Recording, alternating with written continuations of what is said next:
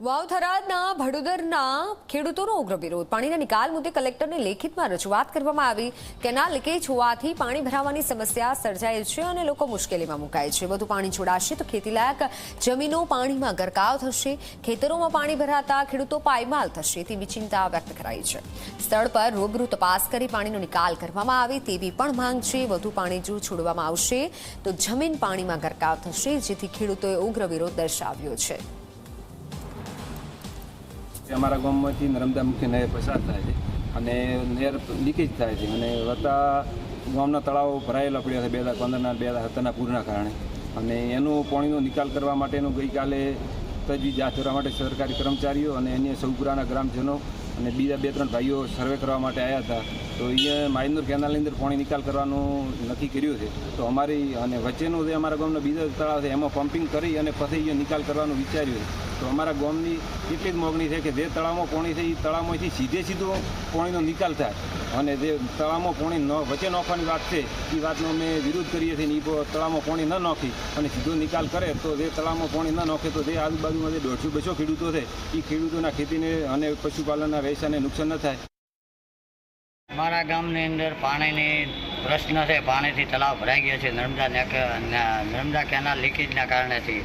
તો અમારે કાલે સર્વેવાળા આવ્યા હતા અમારા ગામની અંદર. એ લોકોનું કહેવું એવું છે કે ગામમાં બીજા તળાવ છે એની અંદર પાણી નાખી અને માયનોર ધીમા ડિસ્ટ્રિક્ટની અંદર પાણી નાખવામાં આવે તો અમારી અપીલ એવી છે કે ડાયરેક્ટ સીધું જે તળાવ છે એ તળાવમાંથી બીજા તળાવમાં નાખ્યા વગર સીધે માયનોરની અંદર પાણીનો નિકાલ કરવામાં આવે. લીકેજ હોવાથી પાણી ભરાવાની સમસ્યા સર્જાય છે. વધુ પાણી જો હજુ પણ છોડવામાં આવશે તો ખેતીને નુકસાન થઈ શકે છે. એટલે પાણીનો યોગ્ય નિકાલ કરવામાં આવે તેવી ગામ લોકોની માંગ છે અને આવેદન આપવામાં આવ્યું છે. વાવ-થરાદના ભડોદરના ખેડૂતો વિરોધ કરી રહ્યા છે અને પોતાની માંગ રજૂ કરી રહ્યા છે. કારણ કે જે પાણી છોડવામાં આવે છે અને તેના કારણે તે પાણી જમીનને નુકસાન પહોંચાડી શકે છે. ખાસ કરી ખેતીવાડી જમીનને નુકસાન થઈ શકે છે. એટલે યોગ્ય પાણીનો નિકાલની ખેડૂતોની માંગ છે અને આ માંગ સાથે આવેદનપત્ર આપવામાં આવ્યું છે.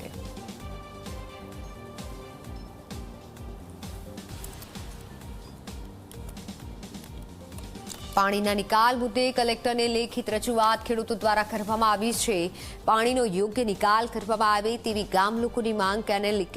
કેનાલ લીકેજ હોવાથી પાણી ભરાવાની સમસ્યા સર્જાય છે. જો વધુ પાણી જો છોડવામાં આવશે તો ખેતીલાયક જમીનો પાણીમાં ગરકાવ થઈ શકે છે. ખેતરોમાં પાણી ભરાતા ખેડૂતો પાયમાલ થાય તેવી પણ ચિંતા છે. પાણીનો યોગ્ય નિકાલ કરવામાં આવે તેવી ગામ લોકોની માંગ આવેદનપત્ર આપવામાં આવ્યું છે. વાવ-થરાદના ભડોદરના ખેડૂતો ઉગ્ર વિરોધ સાથે કલેક્ટર કચેરીએ પહોંચ્યા, આવેદનપત્ર આપ્યું છે, પોતાની રજૂઆત કરી છે, માંગ કરી છે. કેનાલ લીકેજ હોવાથી પાણી ભરાવાની જે સમસ્યા છે અને આ સમસ્યાનું સમાધાન કરવામાં આવે. વધુ પાણી જો છોડાય છે તો ખેડૂતોની જે ખેતીલાયક જમીન છે તેને મોટા પાયે નુકસાન પહોંચી શકે છે અને આ પાણી નિકાલ મુદ્દે જ કલેક્ટરને લેખિતમાં રજૂઆત કરી છે.